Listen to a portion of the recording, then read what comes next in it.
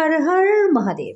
Hello friends, আজকে আমি তোমাদেরকে বলবো স্বামী স্ত্রীর মধ্যে মিল মিলাপ বাড়ানোর জন্য উপায়। যে কি উপায় করলে পরে স্বামী স্ত্রীর মধ্যে ঝগড়া বিবাদ ঝামেলা ঝঞ্ঝাট মারামারি এগুলো কিন্তু দূর হয়ে যাবে, এমনকি ডিভোর্সের মতন পরিস্থিতি থাকলে সেটাও কিন্তু তোমাদের কেটে যাবে। অনেক সময় বন্ধুরা এই সমস্ত কারণগুলো হয় তোমাদের খারাপ গ্রহের কারণে। তো বন্ধুরা, আমি তোমাদেরকে আজকে যে উপায়টা বলবো সেই উপায়টার দ্বারা তোমাদের যদি কোনো গ্রহের কারণে তোমাদের স্বামী স্ত্রীর মধ্যে ঝামেলা ঝঞ্ঝাট হয়ে থাকে তাহলে সেটা কিন্তু এক সমূলে দূর হয়ে যাবে।